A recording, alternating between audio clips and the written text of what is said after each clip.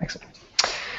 Right, well, welcome everybody to this Google Hangout, where myself, Richard Jones, CEO of EngageSciences, and Olly Foot, who's the Managing Director of MRM Meteorite, will be looking at all things loyalty and how we actually make use of social media and the opportunities to bring those two worlds together.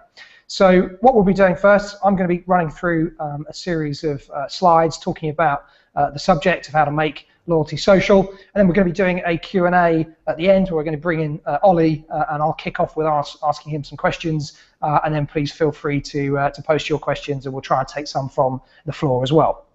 So for you should have the slides embedded here in the Google Hangout, so we're just going to move on to slide 1 so you can follow along. So just as a quick introduction, EngageSciences is a company that works with a whole variety of different brands, retailers, media and entertainment companies, from Nectar to Spotify to Home Shopping Network to Microsoft. So really quite a broad breadth of experience. And what we've been focusing on is how you actually not just engage consumers on social channels, but how you can actually activate them to drive marketing goals. And as you'll see from the presentation, we've very much been looking at loyalty as the future of social engagement. I'll explain what I mean by that as we run through the presentation. So moving on to the first slide, just as a recap, we're going to cover a number of different things within this next 45 minutes or so.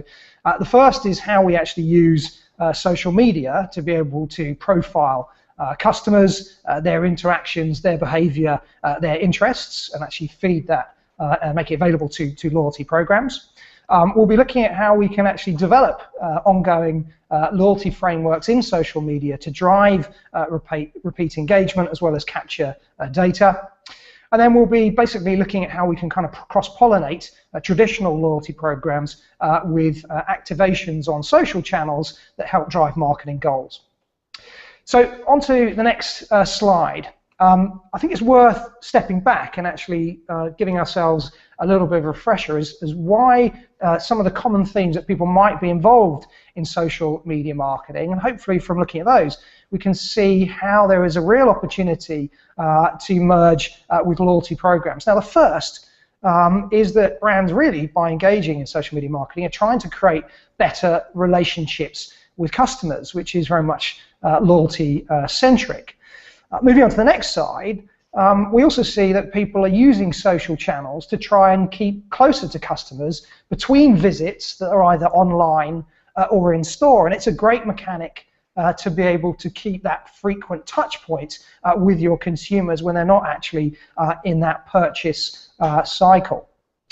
Moving on again, another key reason that we're seeing from social media marketing is that there is a fantastic opportunity to capture data about fans and followers, their behavior and their preferences. The great thing is about social channels is, one, it's great to be able to capture explicit information from people, but you can also capture data about how people are influencing their friends, their social graph, and start to understand more than just the individual, but their influence over a wider audience. And then moving on again, a very key reason why people are doing social marketing is to reach the friends of your fans, your followers, through advocacy. We're trying to create more engaged, not just more fans and followers on social channels, but more engaged fans and ultimately more advocates, and the creation of advocacy content that spreads out on the social space that then will drive our marketing goals, purchases, etc. And then moving on to the next slide, really we see that this is a social media loyalty cycle. In everything we should be doing on social channels, it should be looking at how we're actually not just acquiring new fans and followers, but actually starting to turn those into engaged fans and ultimately advocates. And we need to be able to put metrics behind that and track how we're actually building that process amongst all of the activities that we're doing on social channels. So moving on to the next slide, we see that there's basically a kind of framework for activating loyalty amongst social media followers and fans.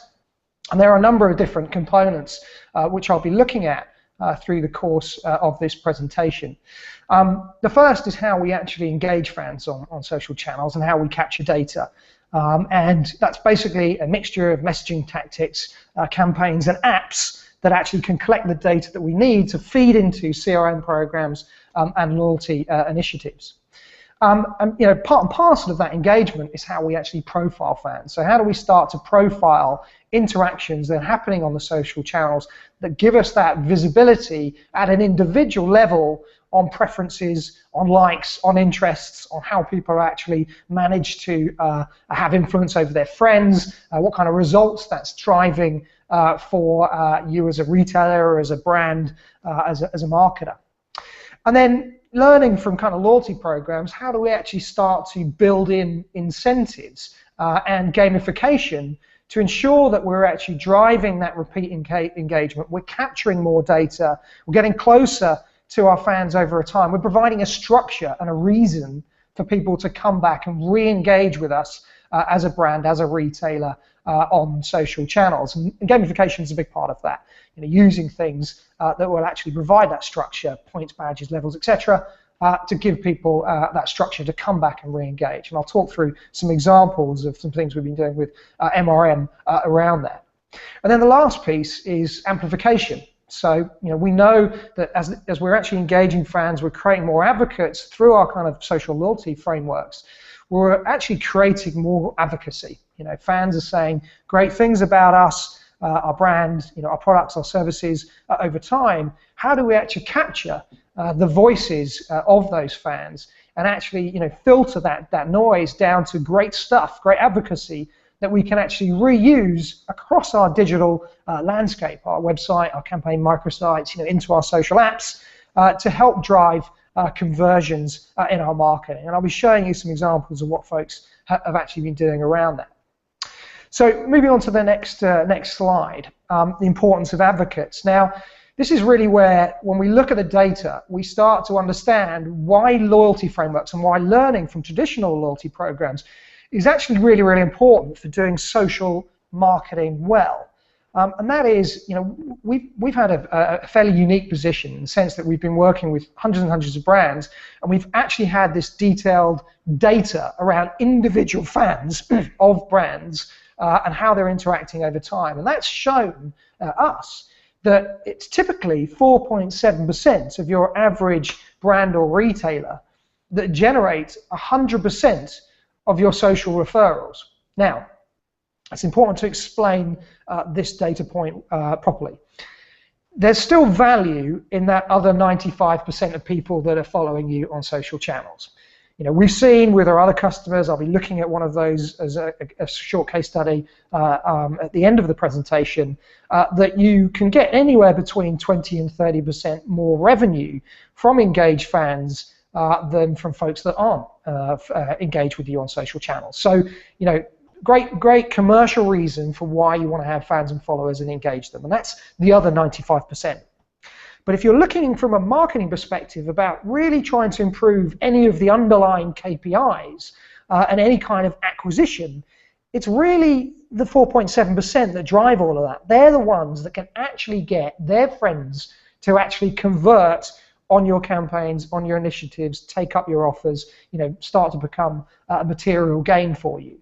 So the problem that most brands and retailers have had is they haven't actually known who that 4.7% is amongst their social fans and followers. This is really your brand army, if you like. These are the people that you can mobilize to drive your marketing goals on social channels. Each one of those, top 4.7%, they're 176 times. They give you 176 times the reach of an average engaged fan. So they're an incredibly important segment that you need to be able to work with. And we believe that loyalty frameworks are absolutely the right thing to not just know who those people are, but actually to put a structure in place so you can work with them and drive more results over time. So moving on to the next slide. What are the sorts of things that we've been doing with our customers to help them leverage that group to drive results from them? Well, the first kind of thing that we've done, which is quite commonly used now, is putting in frameworks to reward your top fans. And this is very much social commerce orientated, whereby you can actually have a set of offers that may change each week, each month, etc., that you make available in a refer a friends program that is housed and launched on social channels. Now that refer a friend program is something that fans, followers on social channels can sign up for. Then they can actually review those various different offers, and then they can start to promote those offers and recommend them to their friends and followers. What the refer a friend program will actually do is it will actually capture each person that the fan is actually referring, and they'll see how many of those fans actually will click through and convert on that offer, on that referral program. And so at any given time, the fan that's referring this program, these offers to their friends, can actually go in and see, yep, I've invited 10 friends, 2 of them have converted so far. Perhaps if I get another 3 of my friends to convert on an offer, then I unlock a reward, for example. And so you can start to tier incentives based on the results that you're actually getting back. And we've seen some great results from some of our brand and retail customers from actually running those types of programs in social channels. But we also thought that there was something missing, and we needed to really start to ingrain kind of loyalty frameworks and practices much more holistically across everything that our customers were doing on social channels. So moving on to the next slide, I can talk to you about some of the things that we've been doing. Now, social loyalty for us, as I said, needs to be, it can't be something, it's not a silo, it's not just a little app that you'll get people to do and reward them for referring their friends. We believe it needs to actually run across everything that you're doing on the social space. So it really needs to be the glue that actually connects how you're actually getting closer to your customers on social channels. And I'll show you some of the kind of mechanics that some of our customers have actually been using. So the idea was to put in a framework which is a broad social loyalty platform that really becomes the heart of what you're doing on social channels. So moving on to the next slide. First part of that is we want to be able to engage fans with regular campaigns. That very much is the bread and butter of what we're actually doing to capture data from fans in the course of our social marketing. So we have a framework that allows you to very easily create campaigns designed to capture data from fans that will actually feed into your CRM program. Now moving on to the next slide, to do that, speed of execution is really, really important. Social media is not something that is there for you to do, well, I'm going to do a TV campaign for a product launch, so I'm going to chuck on something into social, drive a little bit of engagement, a spike of engagement in social channels, and then I'm kind of going to leave it there till the next time I do a product launch. Well, that fundamentally misses the point about what you should be doing in social channels. It really is about constant, frequent engagement to get closer to your fans and actually build that relationship that drives commercial goals. But to do that, you need to have a run rate set of activity that's happening in social channels that's powering that engagement, that data capture that allows you to then put incentives and rewards and gamification principles around. So you need to have a structure to do that. So the speed of execution of campaigns is very, very important. So you need to have a framework. You need to think about the tools that are going to enable you to do that. Otherwise, you're going to have to go and build bespoke campaigns, which is expensive, timely, and actually will basically mean you'll only end up doing something fairly infrequently, which misses the point of building relationships on social channels. So put a framework in place that allows you, using tools, to execute campaigns and do that on a regular basis. Each week, several types of campaigns a month that give you that bread and butter engagement. Now, moving on to the next slide. It's important, as we said, to really think about loyalty principles and gamification as the glue that ties this all together. So using things like badges, points, and levels that actually give people the reason to reconnect and do more with you as a retailer, as a brand over time. What we actually do is create automatically a profile for anybody the first time that they actually engage on any kind of campaign that you may be running. So there'll be a series of points or badges that an individual can earn through interacting with different things that you're putting out there for them to do, such as going and checking out a video of a product and sharing it with their friends, entering into a competition, reviewing a product, whatever it may be, a whole series of different interactions that people can engage with to earn more points, more badges, get to certain levels, and progress through the loyalty program. Now, moving on to the next slide, we also want to use social validation. So it's important to bring in things like leaderboards, having challenges and unlocks that reward people for getting to certain milestones of interaction with you as a retailer, as a brand. And also, those milestones of interaction are the things that are the aggregate way of actually getting results from social marketing. So we believe that people should really think about starting to integrate that to loyalty programs, real-world loyalty programs, to actually provide those incentive, nectar points or whatever it may be, for interacting on social channels through reaching various different milestones and levels. Now, moving on to the next slide, it's important to really state that our view is that loyalty isn't a silo. It's not something that should just be sat out there as a kind of standalone app, if at all you're doing anything in connecting your loyalty strategy in the social space.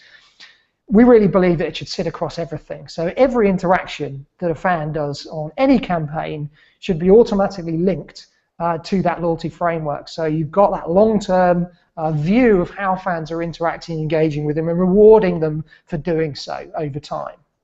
Now, moving on to the next slide, the way that we do it, which is something to throw out there, is that we've built a gamification console, which allows you very easily to set up the way that your social loyalty framework is going to work. What are you going to use? Badges? Are you going to be points? Are there going to be levels, challenges, unlocks, etc.? All of that can actually be built within a gamification console, which actually manages that whole program for you. Now, moving on to the next slide, we really want to be able to ensure that we're making it very easy for you to define what are the rewards and incentives, badges, points, etc., levels that people should actually reach, the attainments or the entitlements for doing various things on social channels, such as reviewing a product or interacting with a competition or making a great comment on your wall. So we have a rules engine which allows you very easily to decide what the kind of benefits are for people based on actions that they actually take. If you refer a friend into the loyalty program, get a certain amount of points, for example. That's all done within a rules engine. Now, moving on to the next slide, it's important that we also start to really give people the ability to reward fans for actually advocacy on social channels. So, for example, if somebody is saying something really great on your Facebook wall, for example, whether that be helping other customers with top tips about your product, or just great advice for the community, or whatever it may be. We want the community managers to have the facility to be able to say, what, that's an actually fantastic comment. We're going to reward that individual for that particular interaction on social channels, and actually manually reward them with a badge, with a point, etc. So the next time they actually come and see their dashboard as a fan, they'll see that they've been rewarded that badge or that point, and you can shout out to them on social channels, great, we've just awarded you the so-and-so for that particular action. So important to think about social loyalty as actually starting to reward and stimulate and incentivize conversation as well as engagement with apps that collect data. Now, moving on to the next slide. It's really important when doing any kind of marketing. We've got the data to be able to start to analyze the results, and actually the way that we're looking at social loyalty is there's a series of different kind of campaigns and engagements that you want people to interact with, and we need to be able to show you on an individual campaign level that feeds into your loyalty program the individual results that you might be getting. You know, what are the demographics of the people that you're engaging with? You know, what were the number of kind of entitlements that were earned in this campaign? You know, what's the kind of viral spread that we got from it? The views, the invites, the referrals, the shares, etc. Now, all of that data should be made available to you, so you can start to analyze the relative success of various different activations and activities that are feeding into your social loyalty program. Now, moving on to the next slide. You know, as part of that analytics, we really want to be giving you information that feeds the health of your social marketing database. And I'll come on to why that's important in a moment in terms of how we profile individual fan activity and follower activity.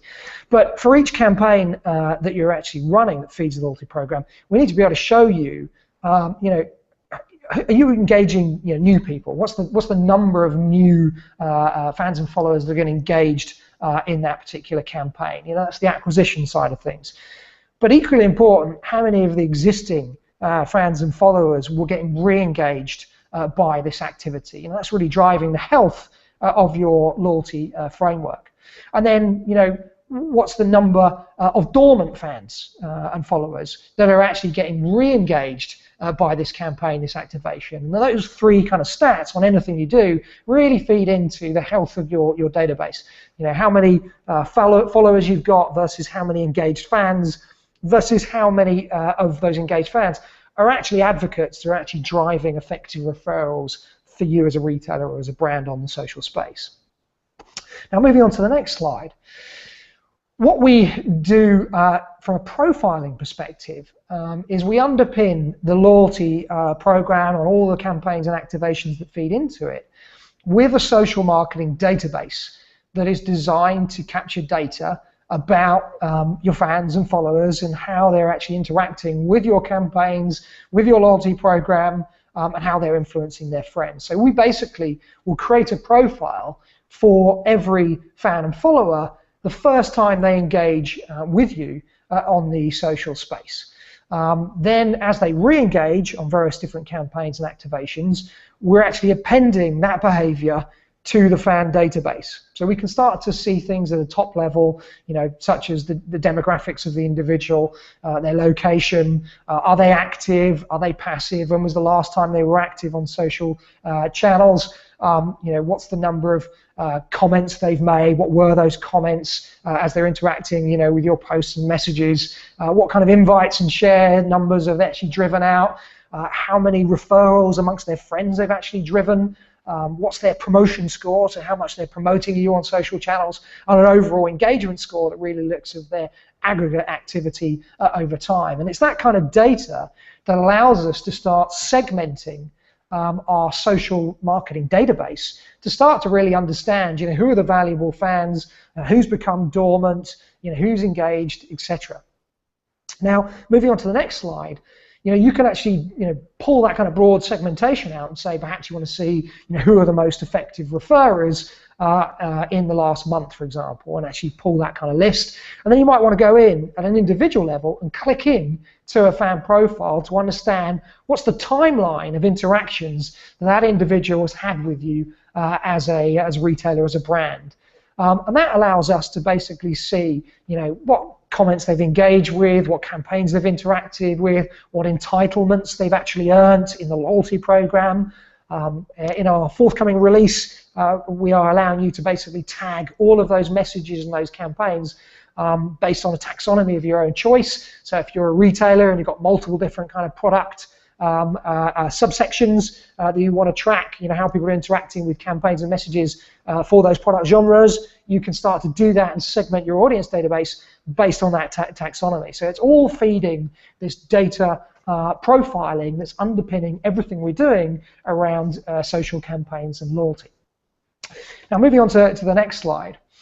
This really looks at, you know, what's the kind of net result in many ways of this framework to actually drive social loyalty. Well, one of the biggest outputs is that we're actually getting more engaged fans, we're getting more advocates, and those advocates are actually saying great things about us as a retailer, as a brand, out on the social space that can actually be captured, filtered, curated, and then published into other parts of our digital portfolio, such as our websites, our campaign microsites, even into our social apps.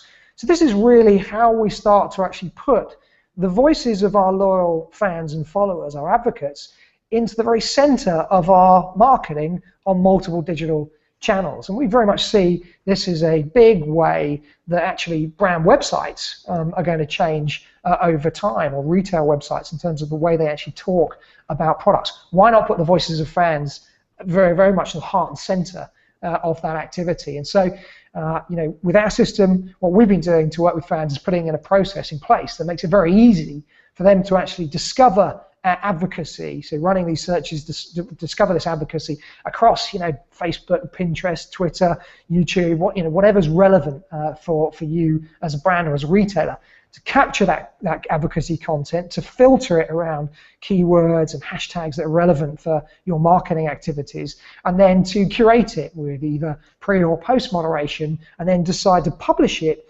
into very rich pages that will sit on your campaign microsites or your websites, really put the voices of your loyal fans front and center in your marketing. So let's take a look at how this kind of actually works. Moving on to the next slide.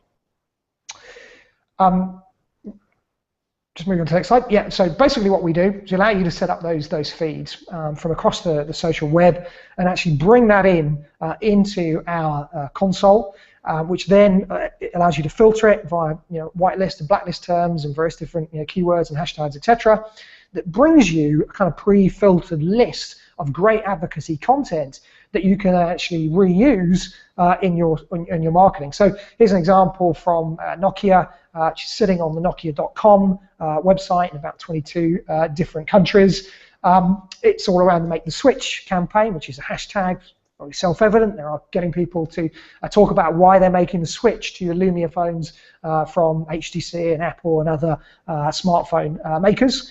The content is being captured in from multiple different social channels and actually then filtered, and then the Nokia marketers are actually then publishing that into the Make the Switch area of the Nokia.com. So you can see there, there's a great comment. There's nothing more hipster than owning a Nokia Lumia. Great comment. Absolutely want to publish that into this loyal fan area, this advocate area of the website, and you choose how you want to publish it. Publish it into the tweet wall as a featured comment, whatever it may be. And that works with content coming from Pinterest or Instagram or YouTube. So very rich media content coming in from multiple social channels. So moving on to the next slide. To make that easy for customers, we needed to make a full CMS control basically of this loyal fan content. So you can actually create these pages with a drag and drop CMS, iframe them into your website. Really very, very quick, simple job. So you can start to really get the voices of your fans and actually get it out onto your website, your campaign microsites very, very easily, because we're taking care of the management of that content and the display of that content into these very rich social pages that then can also house promotions to get people to join the loyalty program. So you're using the voices of your fans to drive sign up for your loyalty program, for your social loyalty initiatives.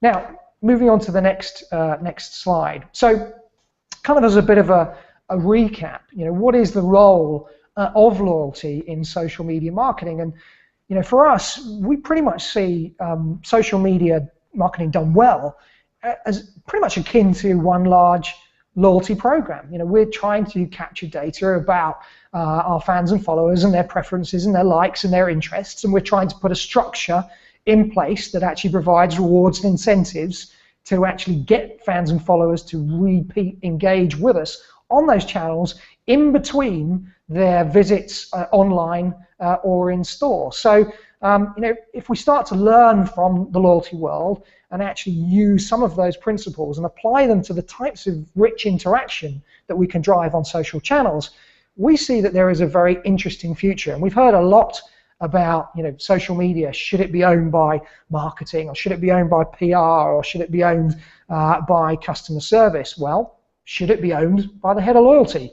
Maybe in the coming couple of years it actually will be owned by the head of loyalty in certain brands and retailers. Moving on to the next slide. So, thinking about this from a cross-pollination perspective, a lot of brands and retailers will already have very well-established loyalty programs in place that are capturing data, that are profiling interactions and behavior across multiple different touch points. What we've seen is that really hasn't translated into leveraging the potential for moving it into the social space, and that's what we've really been looking to provide a solution to actually do. So one of the things that we've put in place is a loyalty API, which basically allows us to integrate those social interactions through to systems that are actually running your main loyalty program. So we can start to actually think about not just what's the data we want to capture and pass between the loyalty program and the social loyalty framework, but actually how do we start to perhaps incentivize people with the rewards that are already existing in the loyalty program, the BA miles or the Nectar points, whatever it may be, and using that kind of real world loyalty currency to drive people reaching certain levels or performing actions in the social space. Now moving on to the next slide.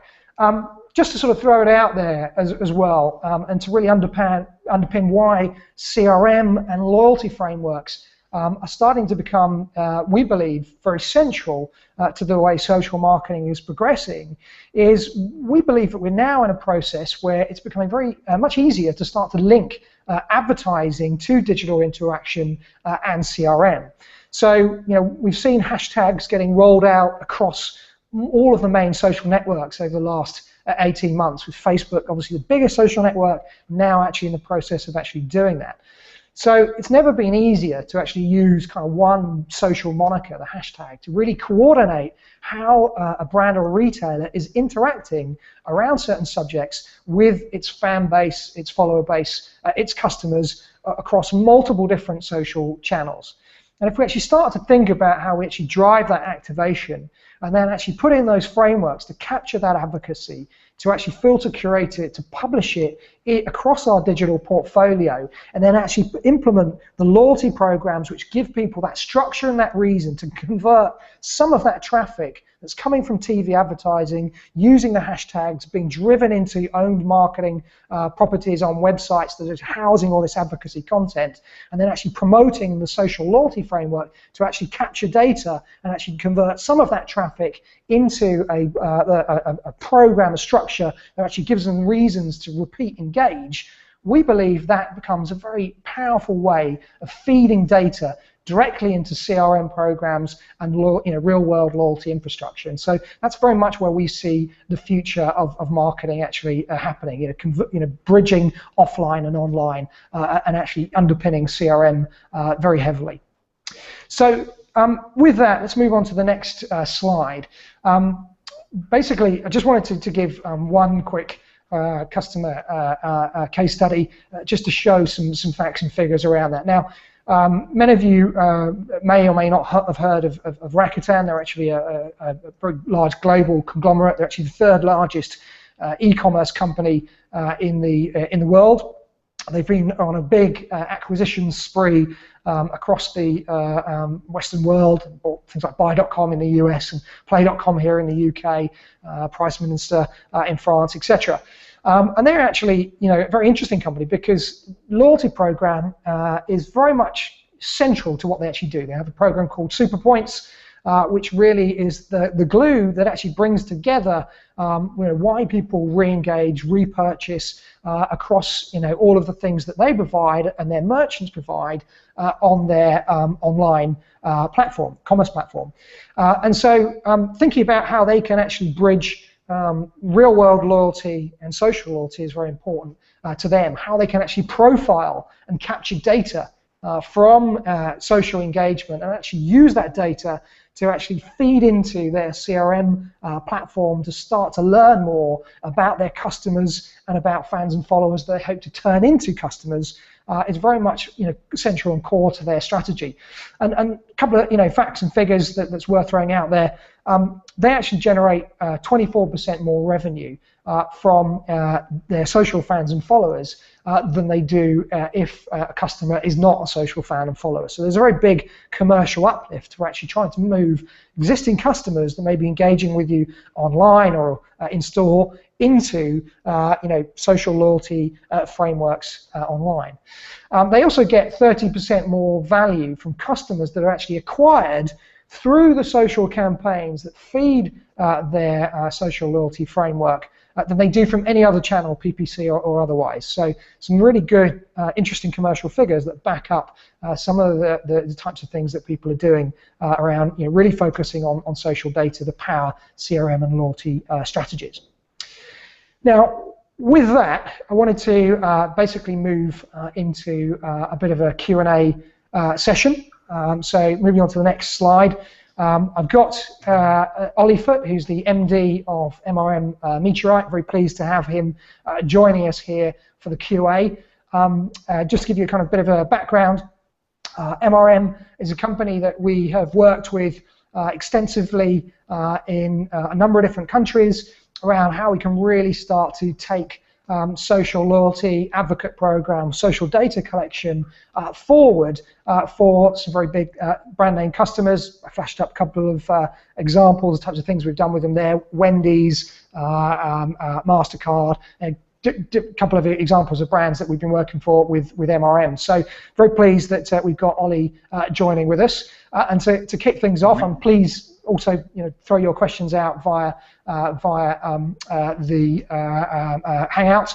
But I just wanted to kick off and ask Olly a couple of questions just to get things going. So firstly, I guess, Olly, what changes have you seen in the way data is being managed across CRM, social media, and loyalty programs for your customers?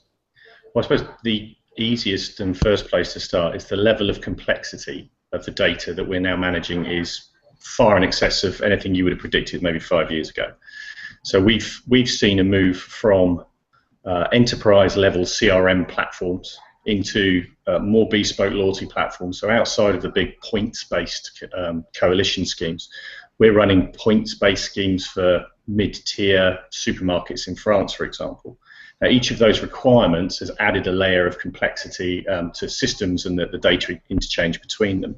But when you put social on top of that, one of the reasons that we started working with you guys over at EngageSciences is your product pre-packaged an awful lot of the data harvesting and gathering that allowed us to quickly and easily integrate it into sort of the broader technology stack that we were using to run points-based loyalty programs.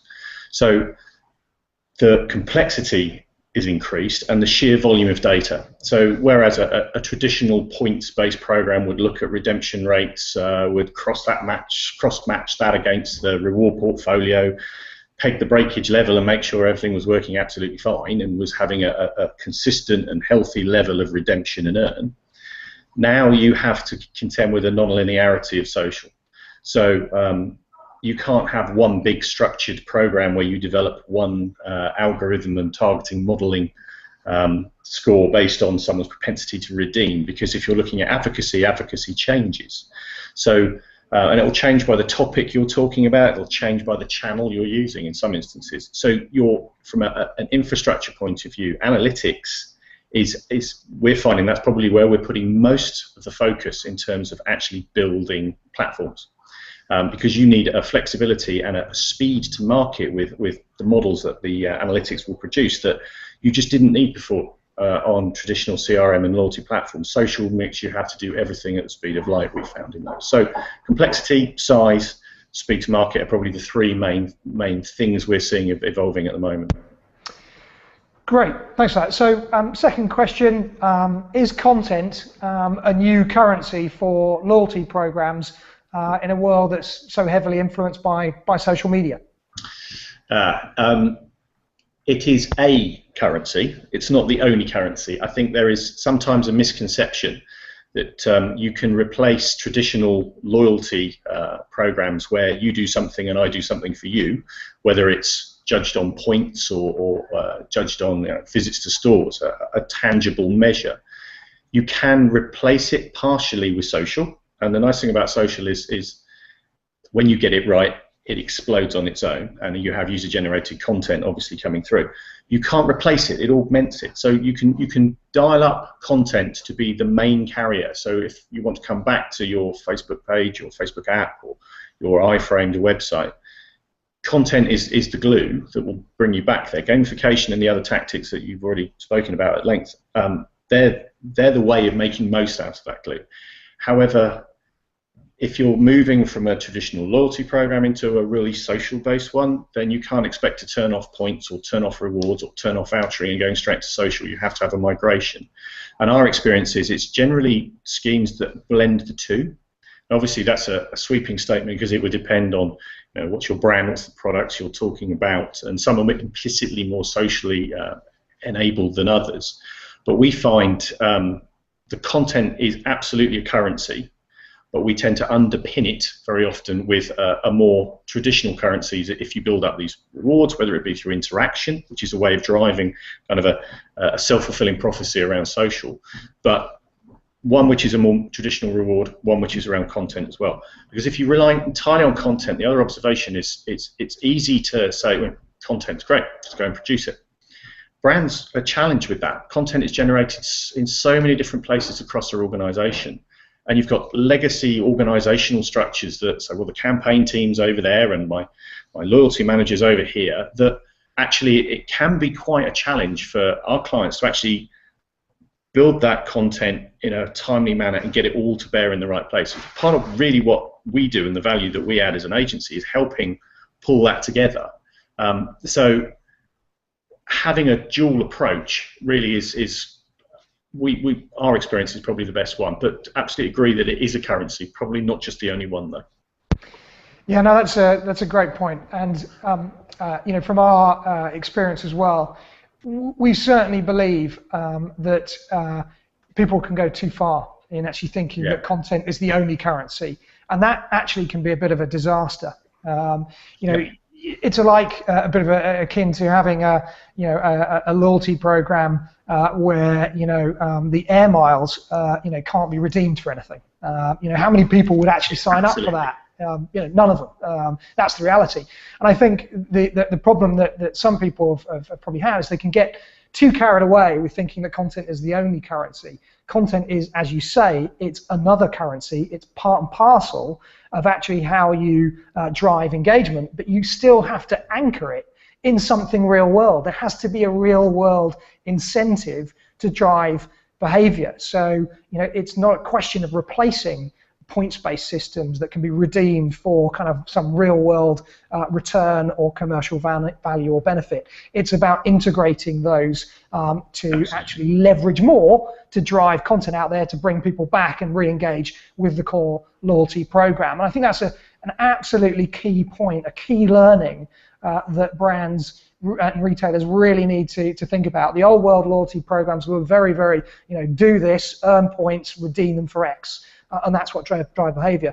I think all we're saying is there now is this opportunity to drive content, the spread of content, and to drive action on the social space, which will give you reach and engagement with others. It will drive more people back into a purchasing cycle with you, but only if you're integrating it to some real world incentive or return. And without being able to answer the simple question, is why would people want to engage with this loyalty program with me as a brand? If you can't answer that as a marketer, then if it doesn't work, it's your fault. Totally agree. I would also add to that gamification as the tactic, the glue that you spoke about when you mentioned Wendy's earlier on.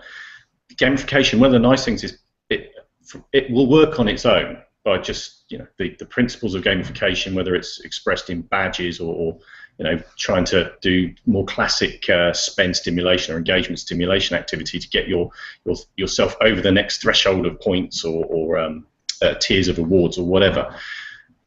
Gamification works really well when you have some tangible reward as well. So winning a badge that says you're our chief reviewer this week is great, and that will absolutely hook a segment of your audience, which your analytics will try and find other people who look like that segment. Having a badge that says you're our chief reviewer and you have now got backstage access to a specific concert that the brand is sponsoring or something like that, that drives advocacy absolutely through the roof. You not only get the person there, but you've got everyone watching them going, oh great, so if I'm a reviewer, there is a tangible reward as well. And all of the old mechanics, competitions, coupons, driving people to store, they don't go away. You just integrate them into what we found with you guys, predominantly a gamification strategy, but you integrate it in there. And to some extent, it makes loyalty schemes that much easier to do, because you don't throw anything away that you're probably already doing. You just integrate it with another methodology, which is gamification, and that brings the social bit to you.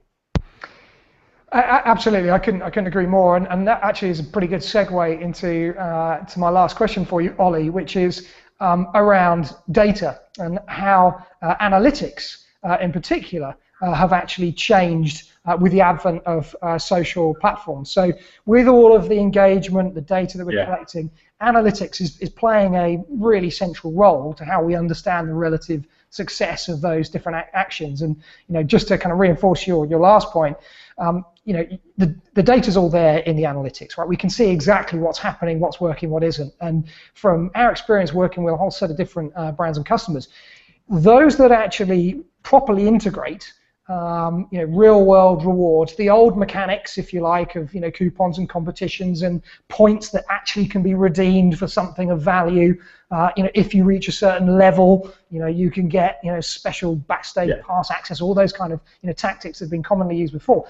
If they integrate that into the gamification program, the results are they different magnitude to those that don't do that and just think that gamification and content on its own is enough to drive engagement. But over to you. How do you think analytics has really changed with the advent of social platforms? So I think some of the basic principles, so regression-based targeting, segmentation to describe discrete groups in the audience, absolutely unchanged. I'm not a statistician. There may be different things going on in the black box, but from the results where I kind of get involved, we can still define discrete groups with similar traits, and increasingly the social data. I mean, obviously, if you have your own scheme, then when people are on your properties, whether it be your Facebook, your mobile, your site, there's a raft of data that we can gather, and your platform does already when you look at interaction. And to a lesser extent, you can get some of those indicators when you're kind of not in that closed environment. So